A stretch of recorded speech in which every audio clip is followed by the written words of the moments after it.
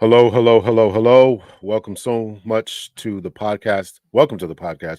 Thank you guys so much for joining in. I really appreciate it. I'm excited about my guest for today. Dr. Thunder is in his house. What's happening, man?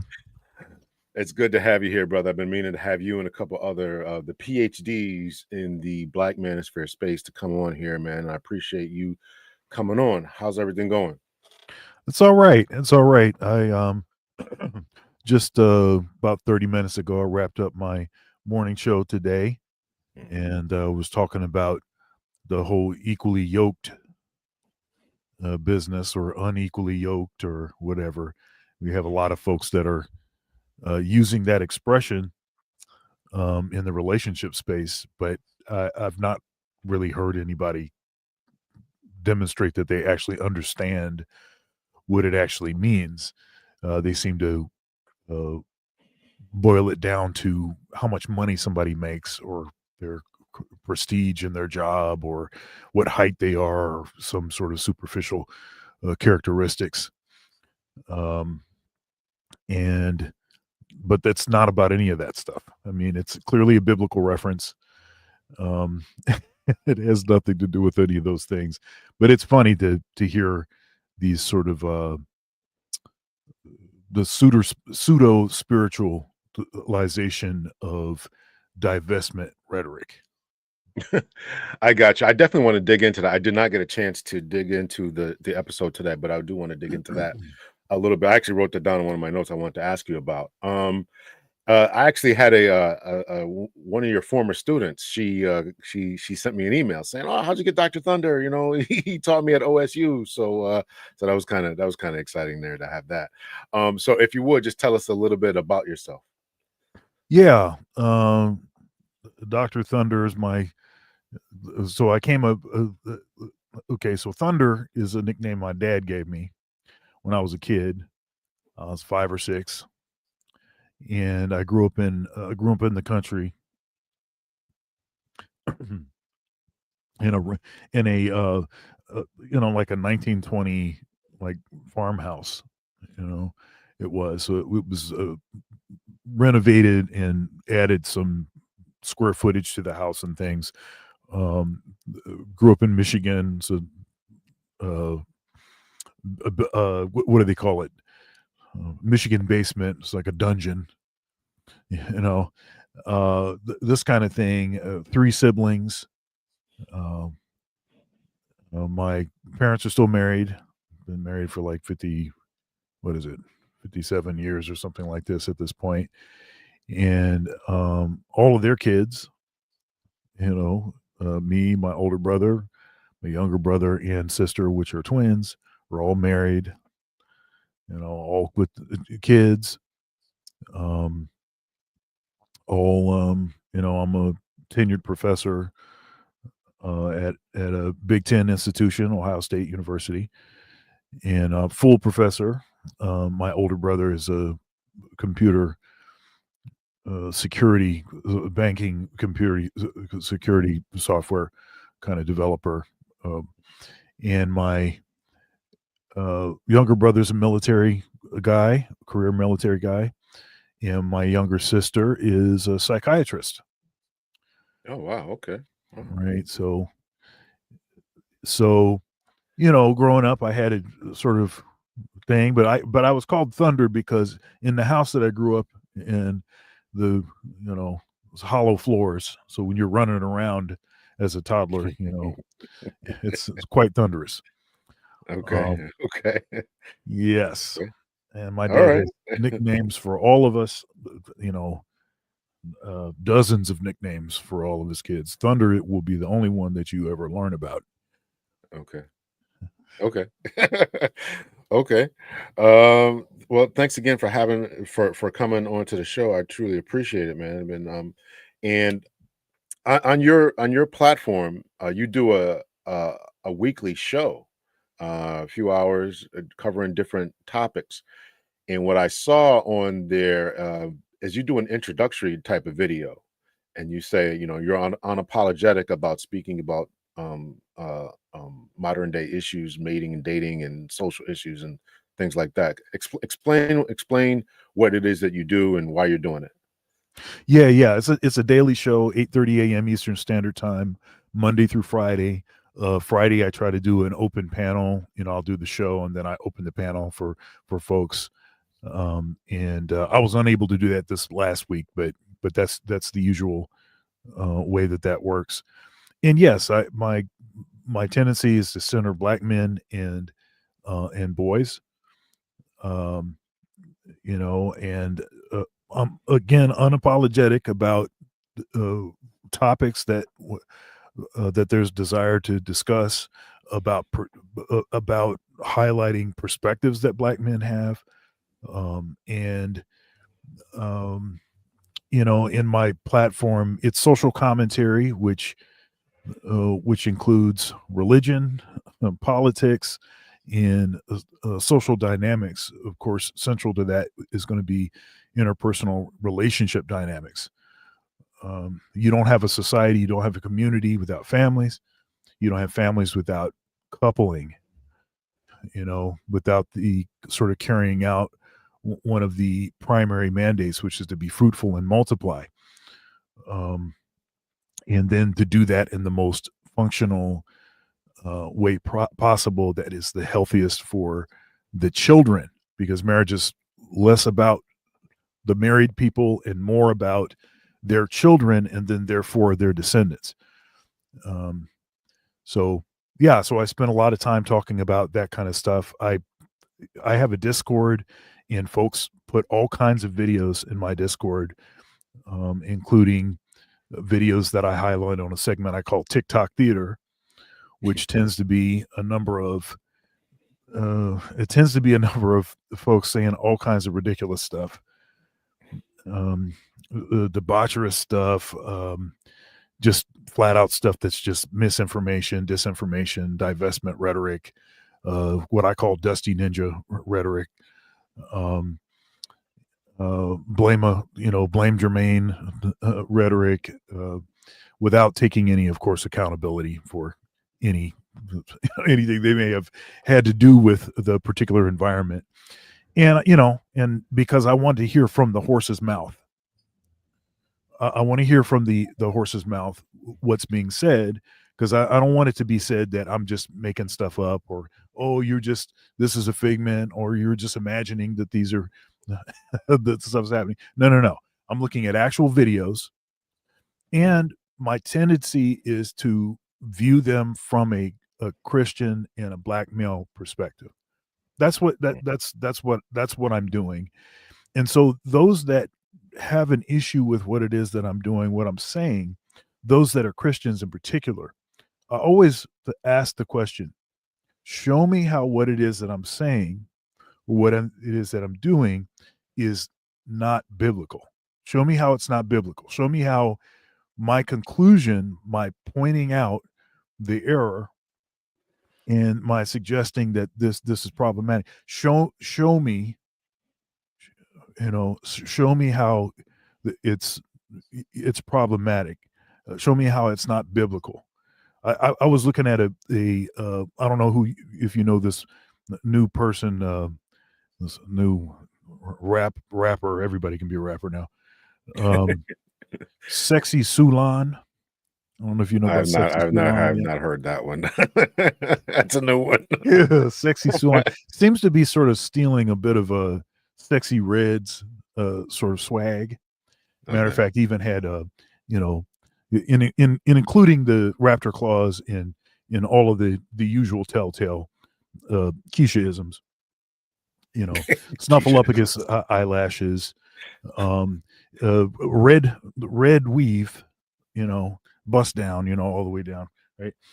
And revealing clothing, gyrations, lots of twerking and stuff in the video. You know, all the usual, usual stuff. So you know, I took a look at. It was actually somebody else was was reviewing the music video they had, and this is like some sort of viral thing, apparently on Twitter or something. 14 million views on YouTube, almost a million views, and this has only been out for a few days. And you know, I think it's important to actually take a look at what is actually going on to actually be able to respond to it. Um, and it is, you know, sometimes it gets to be a bit much, but hey, somebody's got to do it, right? Stuff doesn't go away just because you ignore it. Well, Somebody that's true. stuff does not go away just because you ignore it. That's what people will try to say. Well, just ignore it. Just ignore it and it'll go away. Just ignore it, or um, highlight positive things. Just the positive stuff that's going on. Well, of course, I'm highlighting positive stuff. I say stuff that I think is positive. But you have to push back against the stuff, the wickedness. You have Mm, to push back against it, or else it's just going to mm. keep reproducing. I got you. I got you. Thank you for that. Let me greet some people before we're going to go on here. I do want to ask you. I want to get into the unequally yoked thing. I know you covered that, but I want to get into that. Let me greet some people here. Miss Plum, hello to you. Thank you so much. What's up, Michael? Good afternoon to you. John Smith, hello to you. He says hello to you, to myself. John Smith does, and to you, he's saying hello to myself and Dr. Thunder. Jen Will, hello to you. John Smith, again, good to see the two of us collaborating. Appreciate that. Appreciate that. I Dr. Thunder takes sandwich funds. I just ask guys to buy me a shake or a smoothie. So whatever's gonna work. St. Cyr, Dr. L, greetings to everyone. Salute to everyone. The chat as well. Out of sight, out of mind. Hello to you. More with less. Good afternoon, Dr. L and Dr. Thunder. Sorry, just finished teaching. I took lessons from Dr. Wallace. Okay. Okay. Let's see. Greg Scotland, Dr. L and Dr. Thunder. Hello to you. There are 20 people on the live. There's a little bit more now, but make sure, yes, please make sure you hit the chat. I do appreciate that. Please make sure you hit the chat. And I do appreciate when people suggest that people hit the chat. This is how we make these channels go and grow, by hitting the chat. Excuse me, by hitting the likes. So make sure you hit the likes. Hit the likes. Let's see. Patrick Saint, salute. Miles is on his lunch break. We'll try to hurry it up there. Seth Sun 7, good afternoon. Moniello is her name, but the song is called Sexy Saloon or something. Mhm. Saloon. I have not heard of the song or Yeah, the yeah. You know, artist it's out there. let's see, all the non-whites to the back, and then let's see what else. You're not invited to the cookout. You know, some All it's right. man. I'm telling you, man. I'm telling you, this stuff is this is a hot mess, bro. What Snowman Media, what's up to you? Let's see. Eric Deadman says, nice to see two of you on a collab. What do y'all think of all the black women saying Aisha Curry needs to have a whole phase from the demographic that is the least married and most divorced? That's a good question. When we talk about craziness that's going on in the community, what about Eric Deadman's question? I was thinking about I have not watched the interview, but I saw a bunch of people reacting to the interview. And then I did see like a maybe 30-second clip of it where she said the most outrageous thing there, that she wished she never had gotten married. And another Jada Pinkett Smith, I never thought about getting married, and all this kind of crazy nonsense. What are your thoughts about that? Man, yeah, it's just too bad.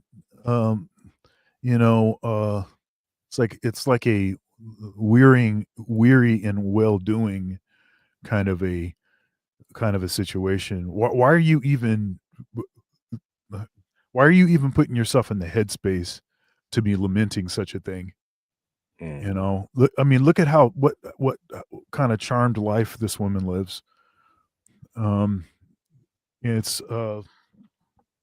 but it's a I think this sort of thing is um, it's facilitated by it's encouraged by a culture that literally celebrates women that have a hoe face.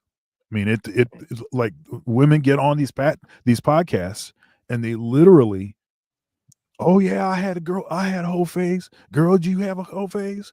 Oh yeah, I was all kind of ran through when I was in college. I did all kinds of stuff. And it's like, but then we'll be single and be like, man, but I'm single now and I wish I had a man. You look, if any man has any sense, a godly man, right? Because they say they want a godly man. If a godly man has sense, he is not going to get with someone that got on a podcast celebrating her whole phase. Okay. And you know what happens too, right? This is ridiculous. I'm gonna tell you, I have a lot of regrets. It's a part of being a mature human being. I have regrets. Okay. I'm in my second marriage. I shouldn't have married the first one. That was a bad mistake. Mm. It wasn't a good idea. I knew it was likely problematic. I blew past the stop sign. I knew better, but I just did it anyway, right? Mm. Um, and there's several other things in my past that I just regret.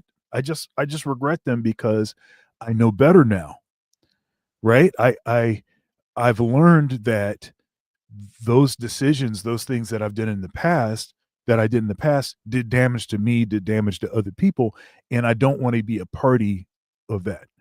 So I regret them. That's normal thing. Now, I'm not beating myself up over it, but it is a normal and a regular thing to regret things that you did in the past. Because what that says is that I've repented. I've thought differently about this now.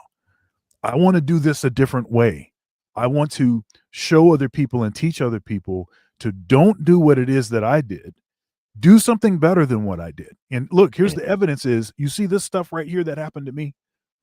Don't do it because this stuff right here is going to happen to you, Mm. right? But what we see now, of course, in black community is um experience is the best teacher. No, no, no, no, no, no, no. Experience is not the best teacher. Other people's experience is the best teacher because you don't have to pay the consequence. You don't have to pay the consequence. You can just learn the lesson. You have the wise, the simpleton, and the fool, right? The fool never learns. Doesn't matter what happens, the fool will never learn. Um, the simpleton can only learn from their own mistakes. So that's the typical black community in mantra experience is the best teacher garbage, right? The simpleton. The wise learns from other one's mistakes. The point of teaching and learning is so the teacher knows better than you know. What is the point of you recreating the wheel or going through whatever the same thing that the teacher went through if you can just take the teacher's word for it and therefore actually be further along the path? But what are they saying now about this whole phase and about all this other stuff? They're saying I wouldn't change, I wouldn't change anything because I wouldn't be the person that I am now if I hadn't been ran through and and it's like what that means you didn't learn anything. That means you didn't learn anything. You just said you didn't learn anything, and you just encouraged other people to have a whole feast, and that's what's happening. And so, with this tangle of pathology, In other communities, we could talk dominant society. There's class separation. So behavior that is normalized in low class, we'll say, you know, I I'm resistant to use this term, but I don't know a better one to describe this. But white trash, we'll say, but lower class white. The value system there is not the same as it is other places, and middle class and upper class and wealthy whites don't feel compelled to defend uh, bad behaviors exhibited by poor, impoverished whites. Right? Mm. They just don't. They don't feel the need to do that. But because of the tangle of pathology in the black community, if you criticize Keisha, and when I say Keisha, okay, and when I say Pookie and Keisha, right, I'm not talking about all black people. Keisha's not everybody. Keisha is a particular archetype. Okay, I'm not talking about everybody. And yes, my mama black, my sister's black, my wife is black. Okay, so no, I'm not talking about everybody. The women in my family on both sides of the family, my family's not full of a bunch of Keishas.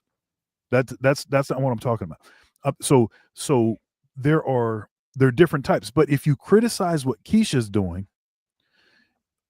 middle class, upper class black women feel the need. They get incensed and triggered by this, even if what is being pointed out is reprehensible, despicable, horrible behavior that they definitely would not have their daughter emulate. Right? They feel triggered by that, and it's because of it's because of that tangle pathology. It's because stuff is so intertwined, and because we sort of have believed this thing that all blacks are the same, and you nothing but a ninja. You still a ninja. Doesn't matter if you have a degree. It doesn't matter you got a PhD. You still dusty. It doesn't matter. It doesn't matter what it is. You still hey. Uh, goodness. Anyhow, I I got that. I wanted them to show that because of that little clip they used to play. All black men are dusty, right? I right, think that right, comes from a divester there, right? yep, Doesn't matter again your education level. It doesn't matter the finance level, whatever your economics are, where you live, how well spoken you are. Just the fact that you have this abundance of melanin in your skin makes right. you dusty. That's How would right. you how would you classify a dusty person, a dusty man, and why is it that black men seem to fall into that category, according to one quote unquote divester? What do you think Y- she's saying when she says that? Yeah. So really, the divester just wants a white man. So and because she believes that the white man is the only one that can give her the white woman experience. She really is jealous of Becky, and since she can't be Becky, the next best thing is to be uh, Mr. Cartwright's wife. But the problem is that you'll never be Mrs. Cartwright, right? So that's the issue. The small percentages of white men that are actually marrying black women. Now, look, white men will sleep with black women. That's historic. That's a historical fact. Mhm. And as a matter of fact, black women have about 1 million more babies than were sired by black men. Okay, but these are not necessarily due to marriage. These are not post marriage. These are just you just having kids, right? Mm. But there's been a lot of interaction, that kind of interaction between white men and black women, but they just don't marry them, right? Mm. There actually is a reason why in media. There's a reason why in media why it seems to be the most comfortable interracial couple that the general society is comfortable with is a white man and a black woman, because there's a lot of history There's a lot of history of that. And you had Loving versus Virginia, of course. And I have argued long argued that if Loving was a black man and with a white woman, It'd it'd be still be illegal. another. Oh, yeah, that's right. It'd be another 30 years at least. That's right. Because we've never been comfortable as a country. We've never been comfortable with that. Right. But we're very comfortable with a sort of byproduct of this nation's original sin, as it were, which is, all of the copulation that took place even during slavery, and then between white men and black women, and then post that, and then all the way up to present day, to where, look, I have something that I say frequently. I say, what is it? Multiculturalism plus a deregulated dating market equals divestment. Hmm.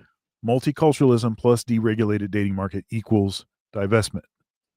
Hmm. Now, multiculturalism could be a good thing if it weren't a sort of shadow, led by shadowy figures, as it were, and sort of hand selected people that are representatives that are actually more interested in the dominant society's value system than their own cultural values. That would be the only reason that you would get selected. That would be the only reason that you would be put forth in that capacity, is if you've kissed the ring, right? Because it's too risky to put somebody out there and then to give them prominence, and then they saying all this stuff that, they saying a bunch of stuff that, now there's been a few grassroots folks, but they got assassinated. Right, right. But the people that they put in place, they already know what they're going to do. They know what they're going to say. They know how they're going to say it before they put them in that position. But multiculturalism could be a good thing if multiculturalism was actually equal buy-in and equal input by all of the cultures that associated. But that's not what it is. Basically, what it is it's a multicolor array of folks that are basically doing the bidding of the dominant society, right? And so, since the dominant society, since the dominant society has disproportionate access to the reins of power, it is deemed that the men of the dominant society have disproportionate power, prestige, capital, access to the reins of power, blah, blah, blah. And so what happens is that it has the impact of making them look as like better options to minority women. Right. So minority women look at this, okay, well, this guy, he's got all this disproportionate access to power and stuff like this. That, that might be able to elevate my situation, because when you oppress the men of subordinate society, the natural outcome is to create a disproportionate desire for the men of the dominant society. So that's what this has been an experiment in, and divestment is that outcome. The dating market is deregulated. Everybody has access to everyone now, and hypergamy is hardwired. That's evolutionary biology. There's something wrong with that standalone, but with some of these other sort of cultural, dynamics, it just creates a situation where all of this divestment rhetoric, this dusty ninja sort of rhetoric, is just been totally normalized. It's part of announcing that you're a good option for the dominant society. look, I'll kick dust on all of these dusty ninjas. Pick me. I'll hey, So it just all of that stuff goes together. Um, so Yeah. So you come from a Christian perspective when it was one of the first things that you said. Give us I mean, what kind of church do you go to and how did you come to be a Christian? Because I want to lay that framework for a little bit more of the conversation of how you analyze the world through your Christian framework. sure. So I grew up in a sort of charismatic, non-denominational, word of faith, you know, kind of environment. Actually, the senior pastor of the church was a woman, and her husband was the care pastor. Um, so that was a church that my dad is not a Christian. He's not a Christian. He's a theist, but no form of organized religion. And he never tried to block any of us from going to church or anything like that. So my mom took us to church, and that was the church that I was in growing up to a certain point. When I got to college, um, which is the first time I actually felt pastored. Um, I attended a church, and I worked at this church also called Christian Life Center, that has changed now to Stone Church. I went to school at Western Michigan University for my undergraduate degree, and so this church is located in Kalamazoo, Michigan. And so I still have a really good relationship with this guy. His name's Joel Brooks. I did a couple interviews with him on my Conversations with Dr. Thunder interview series. Um, and but really good, really good man. He's one of the good ones. He was tremendously influential and helpful to me. But anyhow, so I was at that church for, I don't know, about 3 years. And I left that church. They offered me a full-time job after I finished my master's degree. So I was there for a year and a half doing that. Then I left there and started teaching in public schools. And meanwhile, I had a lot of other stuff going on. I'm leaving a lot of stuff out. But as far as that part of the journey, but I moved back to Lansing, Michigan. I grew up in Lansing area. I graduated from Lansing Everett High School. Um, and that's the same high school that Magic Johnson went to. But I grew up in the country and went to a rural school system all the way up until my senior year, and I just needed a change. I kind of got tired of being the only black one, and uh, but anyhow, Christian Life Center. Then I moved back to Lansing, and there was a church there. I'm not going to name it because what I have to say about that place is pretty negative.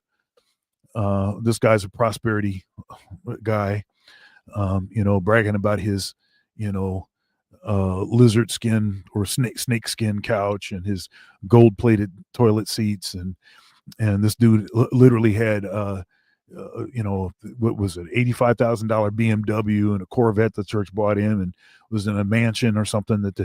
Look, this is a impoverished church, right? I walked into this place.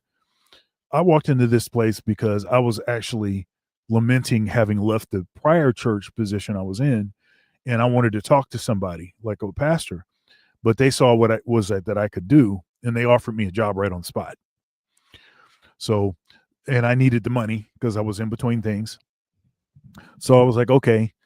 But then I found out more and more how hogwash this dude was, and that was sort of the end of my Protestant experience. I during that same period of time, I had started investigating uh, the historical church, the church that it's spoken of in the Bible, the actual church that the New Testament canon of Scripture came from. I started investigating, and a buddy of mine who was also on a journey, on a sort of spiritual journey, he started sharing some articles and things with me. And so I started reading up on this, and it was the Orthodox Church. And so I investigated, and it was answering a lot of questions that I had, uh, a lot of continuity questions. And so, So I converted to Orthodox Christianity. Uh, I've been Orthodox for 21 years in December, this coming December, and that took place, which coincided with me moving to Columbus, where I live now, as a professor at Ohio State. I applied for a position, and I was it was one of 70 applicants for a national posting, a national search, and one of seven finalists, and then of course I got the job. So been there for 21 years now, which is hard to imagine. Yeah. Wow. Congrats on that. So I want to tie this next question I have in for you with Gregory Scotland's uh, statement here, and thank you so much for the super chat there, Greg Scotland. Funny, Du Bois, E. Franklin Frazier, Dr. Clark, and Patrick Moynihan pointed out the pathology for over 100 years. Many Black women still fume at the mention of Fraser, Clark, and Moynihan. I'd like to get your thoughts about that, as well as tie it into, how you think um, we got to this place where Black men and Black women are at each other's throats. Yeah. So yeah, Gregory Scotland is so he's on my channel all the time. I really appreciate Gregory, like literally bankrolling, uh, several channels. He's very supportive and very knowledgeable, very knowledgeable. Um, so thank you, Gregory Scotland. Now, yeah, this tangle of pathology is what I was talking about earlier. And I think the tangle of pathology, it points out that there was an act of treachery that took place, sort of a treasonous act, as it were, where the social contract between Black men and women was eviscerated. It was actually torn asunder, not by men, but by the women. And it appeared that they believed that they could get a better deal by taking the government's money. Now, granted, the time period that they began taking the government's money, we'll say, uh, given the precarious situation that Black men were in with respect to gainful employment, it may have been the case that the government's money was more stable, more consistent. And one thing that, just being honest, I don't know. I'm not sure who wouldn't have taken the money. Just I'm not saying I'm not saying I'm not justifying it. I'm not saying that this was the right thing to do. I think it was wrong. And perhaps you take the money, but then you don't accompany the money with, filling academia with a bunch of Black feminists kicking dust on ninjas, forever and ever, amen, with no research needed. Maybe you don't participate in a lot of that kind of stuff. Maybe you don't try to thwart any attempt to assist Black boys, right? Because what about Black women? What about the Black girls? Maybe you don't do that, right?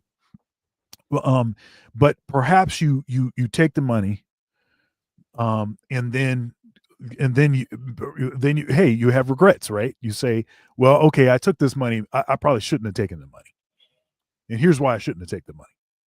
But no, that never happened. So I think this sort of a sort of willful ignorance or a selective memory is being applied to stuff like the Moynihan report, stuff like the tangle of pathology, stuff like what Gregory Scotland was mentioning. I think a sort of willful ignorance and, like I said, selective memory is being applied. Now, I will also say, though, that when you say Black men and Black women at each other's throats, I know what you're talking about. However, that could cause a listener to think that the issue has been balanced or proportional. and it has not. It's not been anywhere near proportional, right? So basically, what's happened is over the last 10 years, a few ninjas got a mic on YouTube, and that is regarded as see, y'all are doing it too, and blah blah blah, and uh you know there's no context given to 60 years of sustained dusty ninja rhetoric coming from everyone, uh and co-signed by black women on all these television shows and everything else, just this constant rhetoric, and nobody pushing back against stuff that was completely bogus and false, right? Um, and then you get to a point where a few ninjas have a mic and they're like clarifying. They're saying, no, that's not actually what happened. This is what happened. And it happened this way. And it couldn't have happened if dominant society was not assisted by Keisha, was not Keisha, assisted by most black women. And this is the way that they were assisted, you know.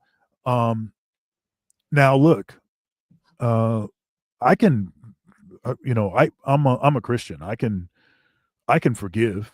I don't have a problem with that. I've already forgiven people for doing whatever. But you still have to point out what actually happened. In order for people to receive forgiveness, right, they have to admit you have to admit some sort of wrongdoing. Now, I will admit that in the so-called, black manosphere, the manosphere space, the RP, the black pill community, the MGTOW, the MRA space, whatever, this sort of in all adjacent spaces. Look, it's not a monolith. There's all kinds of different voices, all kinds of things, dating coaches, PUA, that's pickup artists, all this kind of stuff. There's all kinds of stuff in the space. I'm not co-signing everything. I don't agree with a bunch of the stuff that is said in the space. I don't agree with the sort of any sort of debauchery. I don't know. I'm not co-signing people making fun of people based on their appearance or any of that kind of stuff, because I don't. First of all, I don't see that stuff as being fruitful. I don't think it is productive. I don't think it helps move forward any aspect of conversation. Um, and I can point out stuff and say, "Hey, that's wrong. that is bogus." And why would you engage in a type of approach that uh, you're also simultaneously criticizing? So okay, so I'm criticizing Keisha because she's doing X, Y, and Z, and she's saying this and saying that. So then I just do the same. I do the same thing, but the ninja version of it or something. And I'm not. I don't know. I don't. What is it? The antidote to a lie is not another lie. The antidote to a lie is the truth. And in order to balance something, um, in order to balance something, you don't just throw the pendulum way over on the other side. That's also not balanced. And now what that means is that people involved in this have to be willing to concede certain points. They have to be generous, somewhat generous, with hearing out what people are saying. And but unfortunately, it just seems like that's not really what's happening. And a lot of folks are like, look, y'all did this for 60 to 70 years. I don't need to listen to anything that you have to say. You've already shown me what it is. Plus, you're not even apologizing for nothing that you did. Right? All right. So there's that. And then the other side is like, well, y'all ninjas are still dusty, and I don't care. And their and their attempt at saying, hey, we realize that we actually need you. You black men, we need you. You know, it ain't because they desire us or they actually want us or see the value in us. It's because they want us to like they want somebody to carry their groceries from their car to the refrigerator and stuff. Hang TVs and whatnot. Yeah. Yeah, and I'm like, are you for real? You still don't have it figured out. You still don't understand what the deal is here. Yeah. Yeah. It's unfortunate that we're in this particular place. And we talk about when you talk about the kicking dust on ninjas for the past 60 years or so. Greg Scotland's got another a good statement here. Also, many black women can't stand Dr. Francis Cress Welsing, Shahrazad Ali, and even Esther Vilar. In other Yep, words, when people tried to push back and say, your black man is not your enemy, these sisters, yep, were had kick, does kick on them, and you right. can still see some of the videos of Shahrazad Ali and these different talk shows getting shouted down by the very women that she was trying to get to partner with their men. Yeah, and even saying stuff. It's there's a couple other figures that we probably wouldn't regard as being like strong like pro male advocates or like black male advocates. Um, However, they said some things that were critical of black women. And they weren't even talking about all black women. See, again, the tangled pathology. So they were clearly talking about Keisha or somebody that, um, you know, has some challenges with understanding how many, how much of their body should be covered. Okay, let's put it that way. Um, so of course I'm talking about what's her name? She was on Breakfast Club and from the Cosby Show. You know what I'm talking Oh about? yeah, I'm having a brain fart too. Yeah, Yeah, yeah, yeah. Rashad, Felicia Rashad. Yeah, yeah, Felicia Rashad. So she said something totally benign, totally like took all the teeth out of it, and everything else, and they was dragging her, you know, and then the same thing is what's her name, Ayanla Van Zant, right? Mm, They was coming for Ayanla, and Ayanla. There's some footage of Ayanla on like a Phil Donahue show or Oprah or something, where Shahrazad Ali was on the panel or whatever, or she was the guest, and Ayanla Van Zant got up and she was yeah, excoriating Shahrazad. But then, yeah, of course, but she has totally flipped. She's totally different now.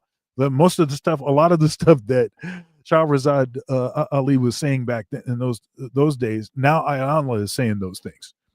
yeah, Now, yeah, yeah. so yeah, Yeah, how the tables have turned there, how the tables have turned. What do you I mean, do you think that there's any fixing? Do you think that there's any fixing this our community? I know you're trying to do the work. We mentioned some sisters. What say you about the progress in the that we have made, if any, in can this community and relationships be saved? And yes, you're right. It's not all black women or black men. It is a mm, certain segment, unfortunately, getting the loudest yeah, voices. yeah. I'll tell you.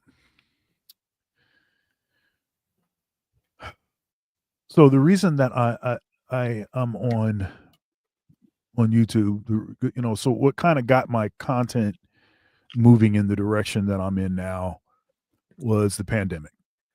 Okay, so the pandemic happened, and it's when I started uh, my podcast, which was um, it was a guest oriented podcast, long form interviews, and that series is called Conversations with Dr. Thunder, and it was mostly musicians, but musicians and then politicians and artists of multiple disciplines. Um, let's see here. I've had, and then I've had people that a variety of different sort of viewpoints and things. But I had like Wynton Marsalis on and Branford Mm, Marsalis, and I had a okay. bunch of A-list jazz musicians, and academics, and all kinds of folks on. It was a very kind of interesting sort of collection of folks. And then I started, YouTube started suggesting certain things to me, and the first sort of Black Manosphere personality that I started seeing was Solo TV 84. And shout out to Solo TV 84, by the way. So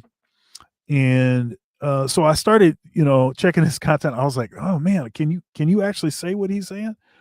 This I don't know if you're allowed to say this, like so that was like that when I first saw him, because it was I'd seen nothing that was even close to this sort of forthrightness, which I really appreciated, the forthrightness about certain issues. Now, I didn't agree with everything that he was saying, but I agreed with a lot of the stuff that he was saying. So I was like, okay. So I was checking him out, and then, you watch him, and then a bunch of other folks start to occur.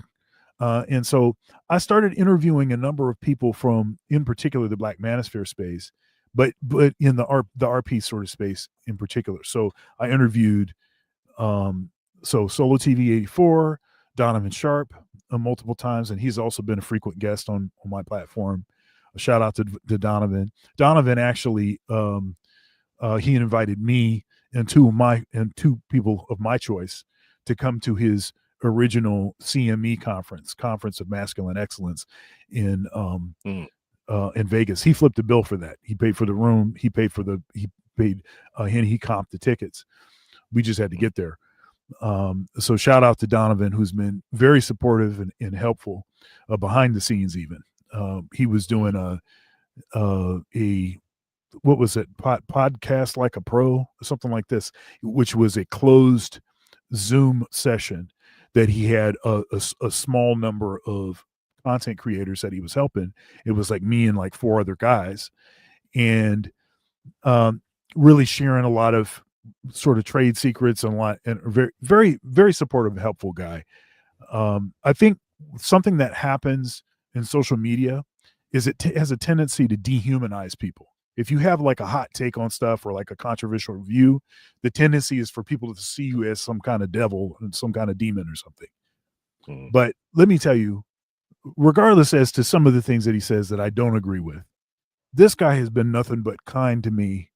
And I know that there's all kinds of stuff, and Devin actually is a single mom, and all kinds of crazy stuff that has been said. If any of that stuff is true or not, I've only known him as being as supportive and a friend. Okay, but and then I interviewed, let's see here, O'Shea Duke Jackson. I interviewed, I'm forgetting a ton of people. J.R. Wisdom, a long list of folks. I can't even think of all the folks. Of course, Tia-San Johnson. I interviewed BGS. I interviewed. I mean, I can't think of all of them. It's a lot of them. And then I started to see that I think that the conversations that were being had were, I think, some of the more important conversations, in conversations that in academia in particular, they're not welcomed in that environment, but perhaps the most important conversations. So I said all of that to say that I think that the fix for most issues is it begins in conversation that's not being done in bad faith, right? In conversation where both parties are willing to take some and give some. That's I think you're always going to be better off that way. So anyhow, I did not interview Eddie King.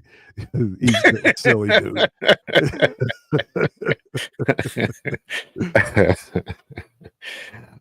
So we definitely gotta have these conversations. Now, I want to ask your opinion about the whole Dusty thing again here is, Sure. there's the idea that the good guy, the lame guy, the educated lames, the squares, whatever, are overlooked.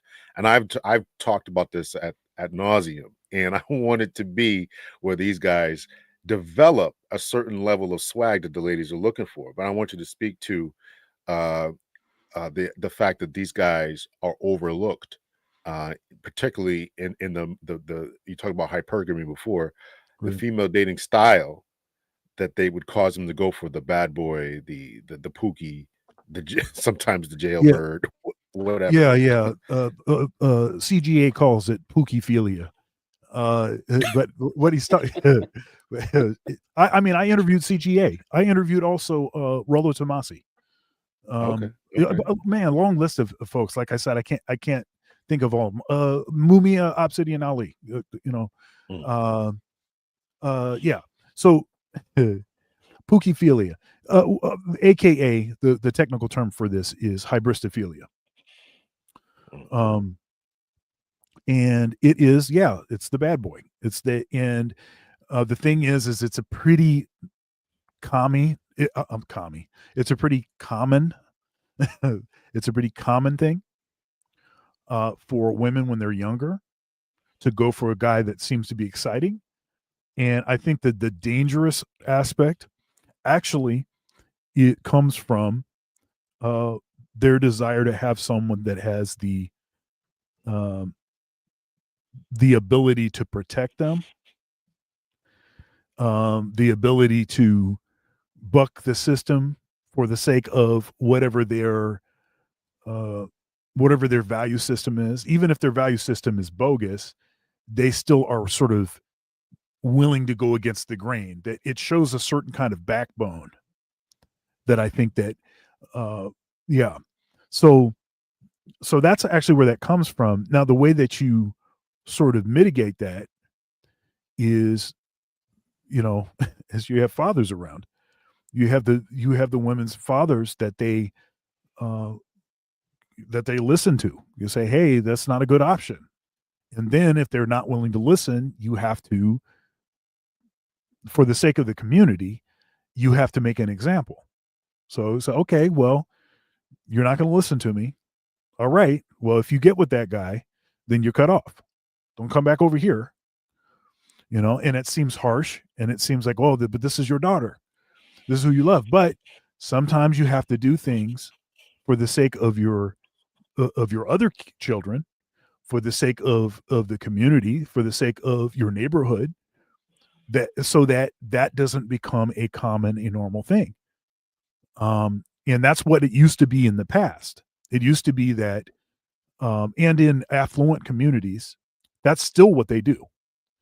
Yeah, you can. Okay, look, get that out of your system. But if you decide if you think that you're going to get married to one of them dudes like this, then you cut off because I'm not letting any of my inheritance money from me go to some bogus stuff. So that's the way that they did that. But that's just not the way that we tend to operate in the black community. The way that we tend to operate is, you know, who am I as just a ninja to tell you, that tell you that you can't get with this other ninja. mm. He's a ninja, I'm a ninja, we're both the same because we're both ninjas. Everybody sees us as just ninjas. Don't you So want to be a ninja too? guess what? Don't you want to be a ninja too? So it turns into that. Um, and and then of course you have a dearth of men that have that kind of relationship with their daughter to be able to tell them, look, I know that you are attracted to this, but let me tell you, let me share game with you. This is He's doing this because of these reasons. And then maybe she still chooses wrong, but when she starts to see that stuff that you were saying happen, then she's like, well, wait a minute, maybe I should listen to him. And at Mm. least maybe she won't end up a baby mama already, out of that sort of situation. So anyhow, Yeah, Let me get some acknowledge these super chats in here. John Smith, thank you so much for that. I think I acknowledged you before. Smell the roses with the 2.99 super sticker. Appreciate that. Greg Scotland with the $5 super sticker. He also another $5 and in the words of kosher clinician, subpar women wanting top tier men. Yep. And he was on my show the other day. Kosher clinician was Greg Scotland. Then he wrote about Du Bois and Clark and Moynihan. I wanted to put this on here because I want to kind of unpack this a little bit. And I want to know your thoughts here. Salute to everyone. This is by Life on Your Terms. Salute to everyone. The issue is not swagger. Men need to stick with their dating and relationship DNA. Avoid the thug lovers. Now, I want to unpack this, but I want to get your opinion about it. So you mentioned Dr. Thunder that one of the biggest things that we need in our communities is the fathers to be in homes in order to stop these pukophilia thug lovers and the technical term that you that I got to look up that you mentioned before. Hybristophilia. Mhm. Yeah, hybristophilia. Yeah. So here's my issue with that. Right. So I classify. We gotta have a roundtable of what definition of a Keisha is. I define Keisha as a Keisha who grew up in these communities.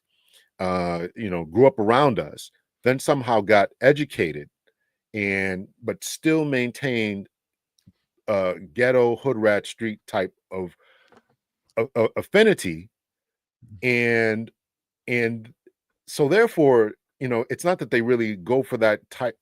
I want to unpack that whether they go for that type of guy because this is where they grew up around, which I agree with, but then they overlook the good guy who they should be partnering with, and that's what we got to solve. And so I look at Yeah, people I don't think. like when I Yeah, but the thing is that the one that you just described, I call that an educated Keisha, and then there's okay, like just a garden variety ratchet Keisha. Okay, right, that's basically what you have. In sense, college is um, see, the reason I got my degrees was not to prove that I am somebody. I already knew I was somebody. I got degrees because I wanted a certain kind of work. I'm very utilitarian that way, and I'm not title oriented. I don't actually care what you call me, as long as obviously I want to be respected, like this kind of thing. But titles don't really matter to me. mm, Um, educated Keisha is is not using the knowledge that she's taking in as a way to transform her mind. mm, She's using it as a way to legitimize uh, who she is already, right? So now I got a degree, and you really can't tell me nothing, right, right? So it's that, and there's also on top of that, there's the getting a degree to prove that I don't need no ninja, right? So it's there's that kind of thing, and the thing is you don't want that kind of woman getting with an educated lame because she'll tear that dude up.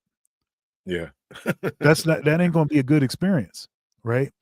Um, what you need is uh it's too bad because largely the educated lames have been exiled, right, excommunicated, as it were, from the community. The it seems that the preferred style of masculinity is Pookie. The in Now if it's an actual Pookie or not, it's sort of like it could be a relatively normal kind of guy that is engaged in Pookie maxing. So he figured out how to come across like a Pookie as kind of nonchalant, can't be bothered. Maybe he does it by spinning plates, right? So he's got 5 or 6 women he's dealing with. He's not he didn't really come from a family that they did that. He does that's not that wouldn't really be native, but he's figured out that if he doesn't do that, that he doesn't get any play. So I'm also not going to encourage that because I think that all that does is um all that does is just spread more debauchery. I don't want to see women in the streets. I don't want to see men in the street either.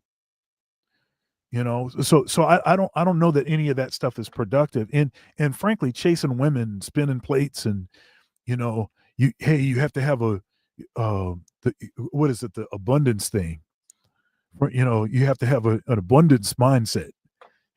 Yeah, and the way that you develop the abundance mindset is by basically chasing women like 24/7. Like your whole life is nothing but chasing women. That's how you get an abundance mindset. Like it's like, look, when I was coming up, look, I've been performing professionally since I was 9. I started when I was 6 years old.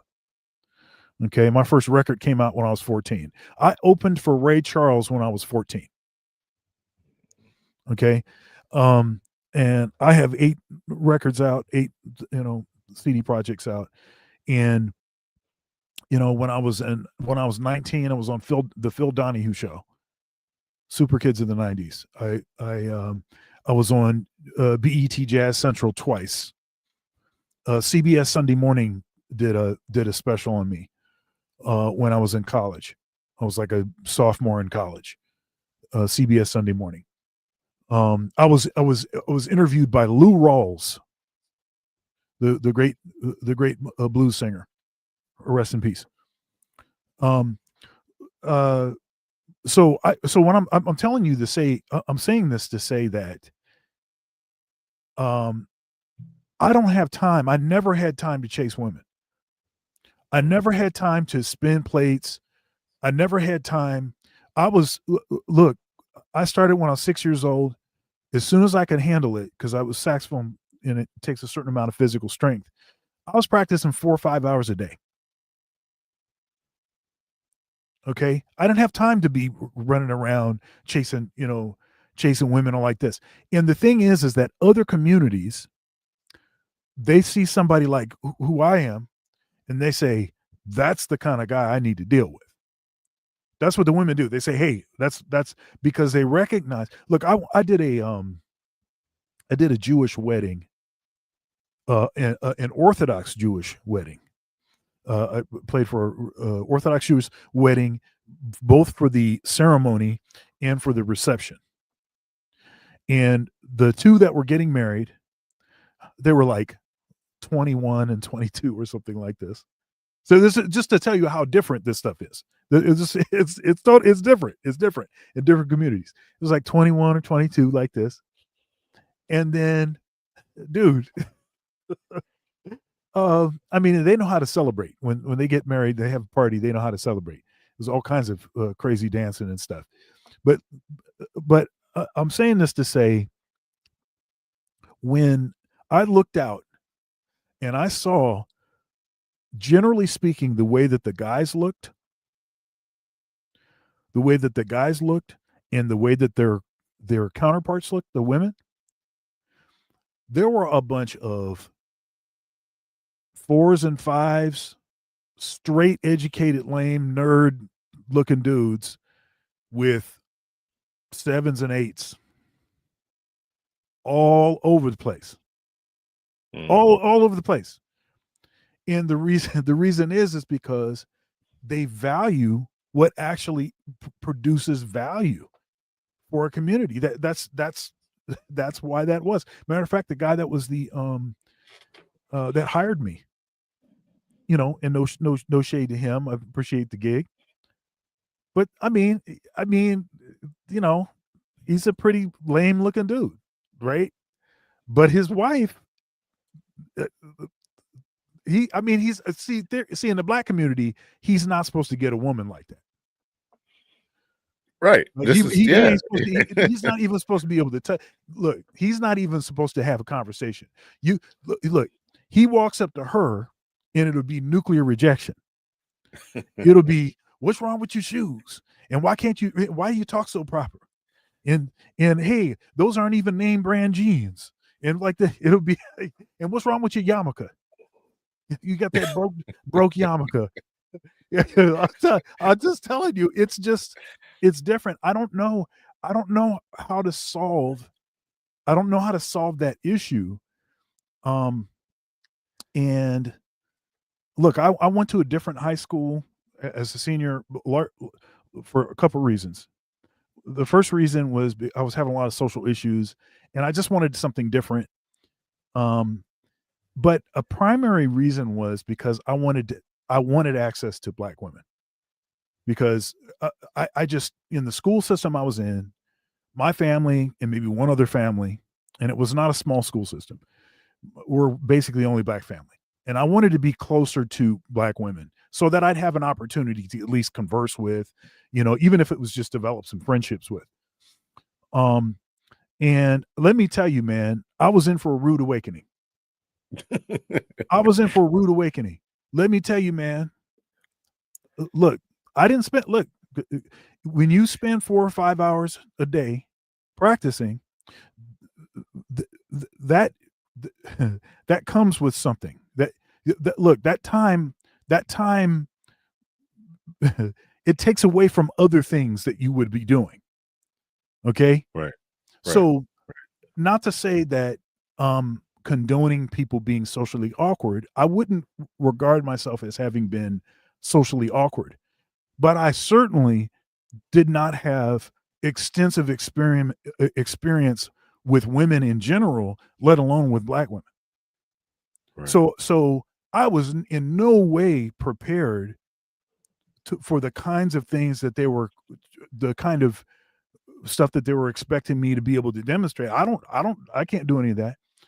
And do you know that even though I went there with the express intent of finding me a black woman, I ended up going to the prom and dating for about a year and a half a white girl. And you know why that was? Because they didn't Because like she it. because she actually liked me. So look, she played an instrument. She knew something about jazz, right? I mean, we would have some of those kind of conversations. She came up to me, was very friendly, just talking to me like this, and she was fit and attractive and all like that. But that just goes without saying. But all of that, and I mean, why? I mean, why resist? Why resist? Especially And because you weren't getting any play from what you went there for. exactly, Correct. and then let me say this last thing because, like I said, I by that time I would have had three records out, and so I did a concert with my band at the school, and I remember going to the concert, getting ready to go to the concert, and we had flyers up in by the auditorium, and somebody had written "Sell Out," Uncle Tom, and this kind of stuff on one of my flyers, and it's Wow. like, what? Wow. So okay, so let me get this right. Let me get this right. Y'all won't give me the time of day. Look, y'all criticizing the way I talk. I got no swag. You know what? What's wrong with your shoes? You think you can talk to me? You better get you a gold chain or something. I mean, you say whatever all this crazy stuff to me, and I'm supposed to just keep dealing with that, apparently. And it's quite amazing. Yeah. A lot of guys are looking at different alternatives to marriage because of the problems that we're having within the dating market. And you Sure. cover this a lot on your channel. What are your thoughts being a Christian man? Are you in the clergy, or you just play, or are you part of? Do you give speeches, preaching? Do you do any of that as well? No, I'm not. I mean, look, my first church job, I taught an apologetics class, Christian Okay. apologetics, um, and I was a minister at the church. So I mean, there was a couple occasions where I delivered a sermon, um, uh, but most of my talking comes from most of my stuff. My undergraduate degree, music major with a minor in comparative religion. I've always been interested in a religion. Um, I had a street evangelism, ministry when I was like 19 or 20 or something like this with a buddy of mine. You know, I taught Bible studies like when I was in college and stuff like this. But no, I'm not a pastor, never been a pastor, don't want to be a pastor, not called to be a pastor. Keep that over there somewhere. But I have been a minister of music in church. I've been a musical director in churches. I was a pastor's assistant and band director, my first gig. Look,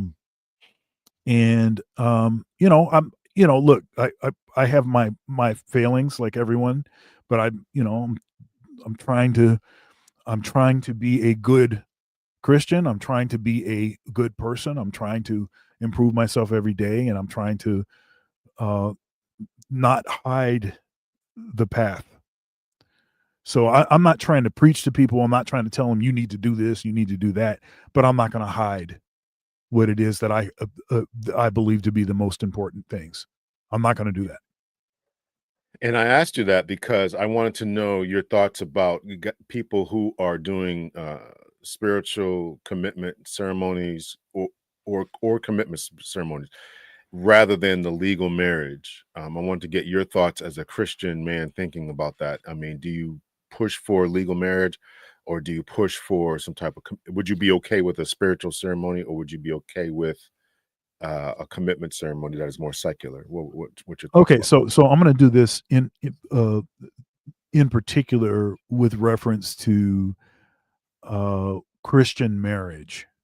Mm, Okay, so there's other things that are out here, but I'm going to tailor this towards Christian marriage. In particular, uh, ancient Christian marriage, right? So it's only been not that long that the state was even involved in marriage. Okay, so historically, the state has not been involved. It was the church that was keeping the records, the marriage records.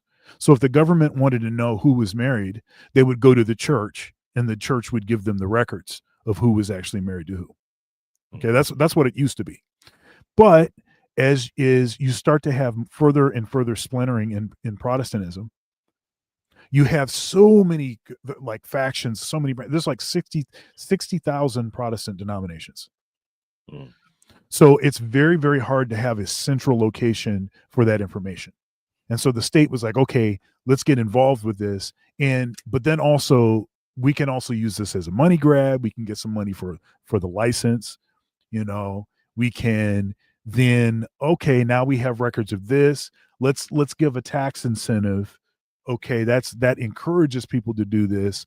But then also we can, if there's a divorce, we can, child support, we can take some, we can get bankrolled with this $1 billion industry, like this. Okay, so there's all these other things that are associated with the legal aspect of this. Um, Now, from a religious perspective, there is nothing in the book or in historical practice of Christianity over 2,000 years that that that that suggests that it's necessary or more right or something to have a quote unquote legal marriage. Okay, now I am legally married, but I've been married for 18 years, right? Mm. Um, uh, but there's nothing that says that a legal marriage is necessary. In fact, marriage is a sacrament, and what's being talked about there, it has nothing to do with the state. It has nothing to do with a license that is filled out. It is the uh the ceremony, the pomp and circumstance, but before God and in the church, and these witnesses and these people that are supposed to hold you accountable to what it is that you said that you're going to do. That's what the grooms and bridesmaids and stuff are supposed to be for, not just for a show, but for people that are going to say, hey, I just saw you out here doing this. Yeah, that's some hogwash, you better get that together. It's actually to have some people that like to also to support your marriage, not by telling you, girl, you deserve to be happy, kick that ninja to the curb. No, but by telling you, yeah, I was there at your wedding. Remember, I was a bridesmaid, and yeah, you said kind of that you were going to do this. You kind of Mm, said that you're going to do this forever. You kind of said that, mm. and I know how you believe too. You don't believe that divorce is a good thing. You think that that's wrong and sinful. So yeah, you probably should stay married. So stop complaining and stay in there. So that's actually what's supposed to happen. Now, what I offer is a possibility for people that want to get married. I understand it that there's a risk, heavy risk associated. Would be these few things: prenup. So the prenup would need to be. You'd need to do some research. You need to hire the right attorney and figure out what prenups have been thrown out in court. What was the reason why they were thrown out? And obviously make sure that you don't make those same mistakes in drafting your prenup. Okay. So that would be one. Number two, a sacramental marriage, not a legal marriage. That's number two. And then the third thing to consider is there has been some changes in the laws. So one thing that's happened is it used to be that, say you're a passport bro and you find your wife and you bring your wife back, and then she just turns into a hot mess and just starts going wild and trying to, you know, well, the new law says that she's got to go back home. That's in She's not. America, that law is? Yeah, that's Okay. what the new policy is Okay. you out. So a lot of the advice that was being given is, hey, to passport bros, if you're going to go abroad and get married, you better stay there, because as soon as they get indoctrinated with the Western feminism, then they're going to do the same thing that Western women to do to you. And now I do think that that's a bit hyperbolic. I understand why they frame it that way, because it's better to be safe than sorry. But Right. I do think that's a bit hyperbolic, because uh, if a person is trained up, if they're trained up in the way that they should go, then they won't depart from it as adults. That's from the book, right? You train a child up as in the way that they should be, in the way that they should go, with a certain value system, and as they become of age, they're not going to depart from that. So yes, we know that there are exceptions to that. There's some people that just go wild and crazy and whatever. But the general thing is, it's if you find a woman that actually has that sort of virtuous traditional upbringing from a family where both sides of the family are married forever and ever, amen, all the way back to Jesus. You know, if you find that kind of woman, then regardless as to where you're stationed, if you're here or you're there, it's not very likely that she's going to just throw off that thousands of years of continuity or whatever it is, to just go wild and crazy. It doesn't mean that you're going to have an easy time in your marriage, because marriage is hard. It's very difficult. So it doesn't mean that you're going to have a dream come true situation and everything's going to go the way you want to. But at least with respect to the fear of her basically divorcing you so that she can get a payday, um, I think that perhaps is less of an issue than it than I think it gets made to be. But I Mm, also understand why the conversation is hyperbolic in the way that it is. Um, mm. so Very good, very good, man. I appreciate you having you coming on to the show, man. I want to kind of wrap this up. You have a child, right? You have a son. Is that I do. correct? I have a 12-year-old son, and And I wanted to ask you about how you would prepare him for this dating market that's coming up here. He's going to be dating soon. What would you tell him about how not to be dusty? What would you tell him about about marriage, about well, women, about he life in can't help general? he can't help that because he's black man. So he's all ninjas are dusty. So he's just going to have to embrace the dust. But Okay. um, well, the thing is he's being socialized in an environment that doesn't treat black boys, like they're garbage or something. He goes to, he goes to a Catholic school, and um, the there's the sort of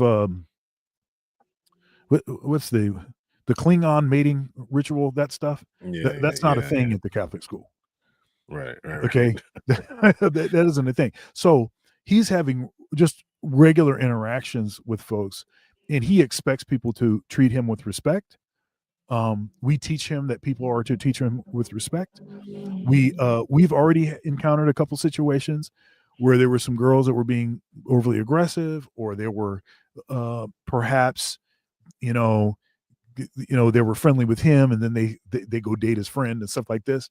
We've had some situations like that, and we are clear with him that there's certain kinds of things that you just do not accept, certain kind of behavior. And let me tell you, it's interesting because my wife was more aggressive with that stuff than I was. Like she was like, "Yeah, you keep these little girls over there." Yeah, I mean, we have control of everybody he's in contact with. We got rid of all the girls on his any of the there's no girls on his the people that he can just talk to anytime he wants to. We got rid of the girls because we saw that the just the nature of what girls are doing at that age, in that age group. We just saw some of that is just not being good for him to be a part of. you know, so I think that he's I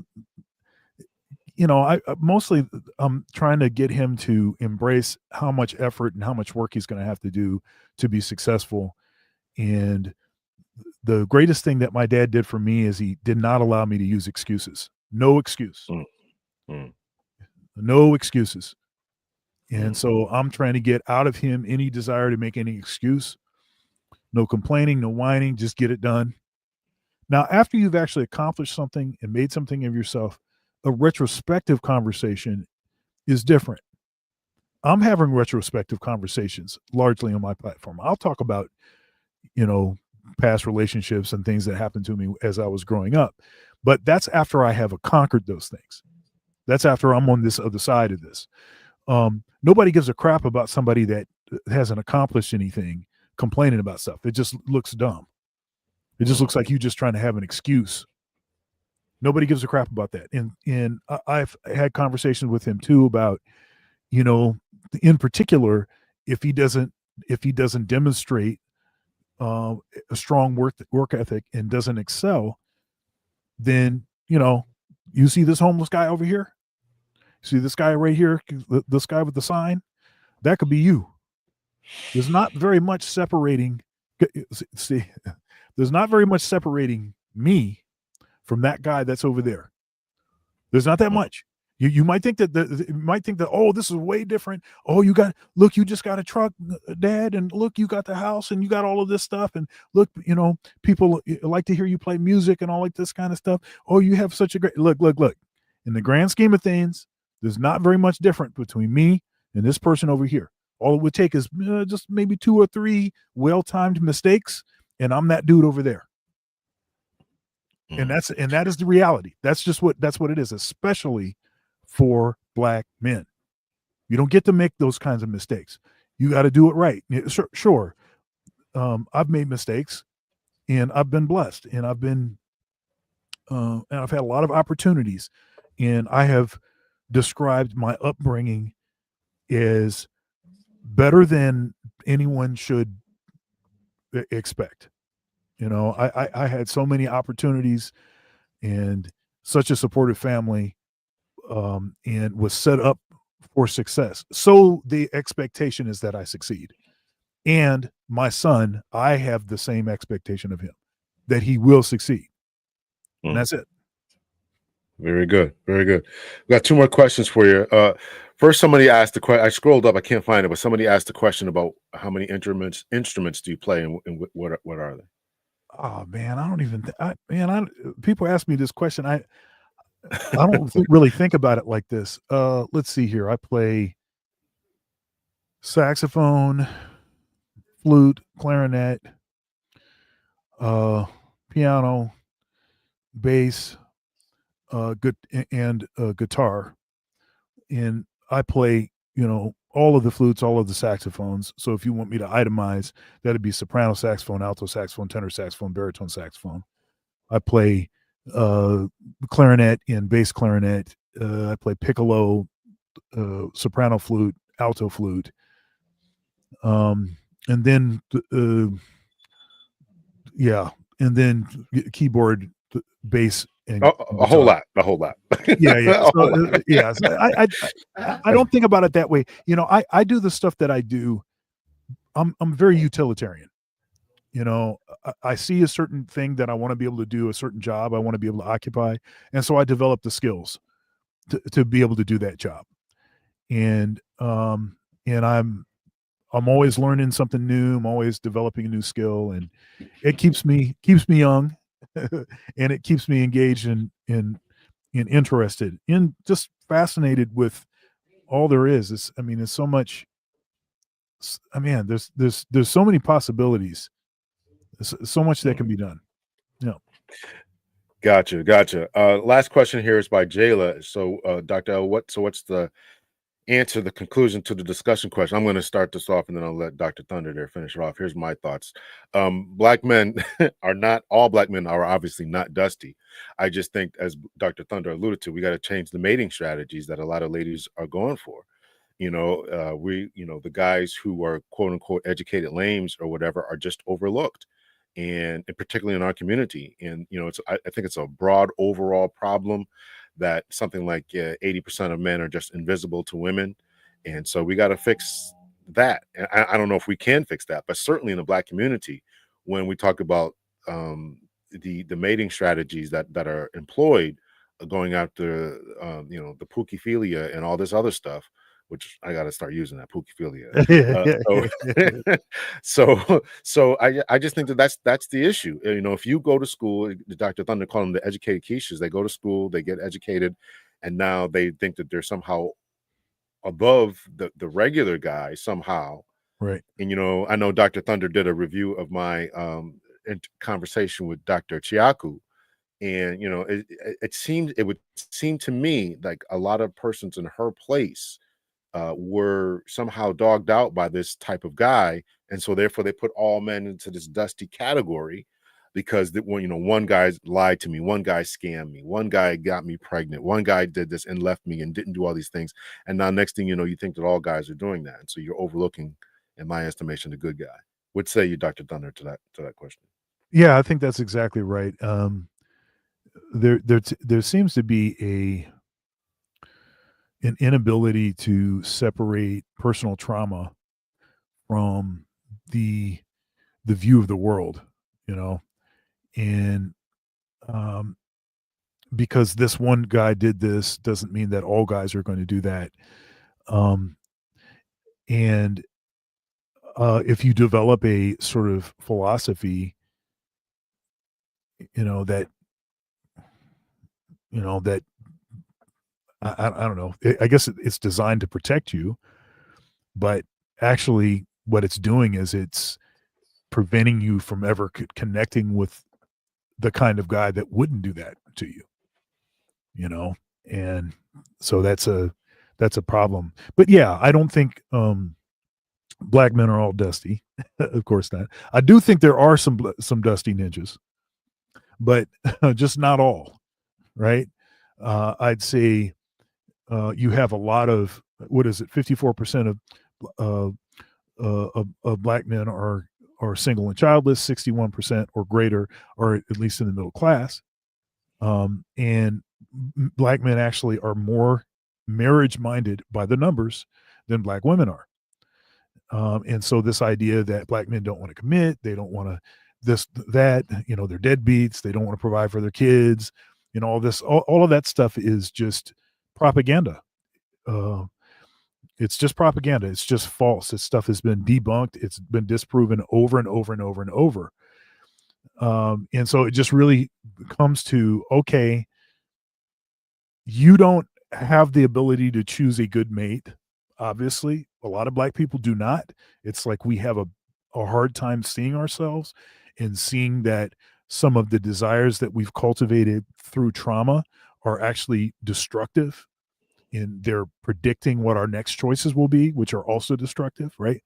So there's that issue. I've said on my platform something about arranged marriage, about perhaps some collaboration between different institutions in the Black community that create a sort of arranged marriage sort of community of people. So people that are willing to submit to the authority of others in making a decision on about who would be a suitable mate. There's a documentary sort of series, a show called Married at First Sight, Mm, and I like that show quite a bit because it's experts that are choosing who's getting married, and then you kind of get to see who's willing to sort of weather the storm. That so like five couples will end up getting married, and then maybe two couples last, maybe one last, but you'll start to see that what actually ends up breaking the marriages down is the the relationship status of each person that's married, if each party, their parents. If their parents are still married, then they stay married. mm, If they're not, if they have a dysfunctional past, then they find a reason to not stay married. And gotcha. I find that fascinating, but that's really what the issue is. If you want to stay married, if you want to have a lasting marriage, just don't get divorced. It don't. I mean, it's almost that. And I look, and I know that seems overly simplistic, but no marriage is perfect. My marriage is not perfect. Nobody's marriage is perfect, but you have to have a reason to stay. You have that has to be greater than your own feelings in the moment. You have to have a greater reason, Absolutely. and the people that come from families that their parents are still married, they don't want to disappoint their parents. Their parents know better Right. than that, so they're Right. like, "Hey, I'm staying married. Doesn't matter what Yeah. happens, I'm staying married." So That's a good way of looking at it. That's a good way of looking at it. So tell us about your handles and where we can find you at. Instagram or Discord or wherever else you're at.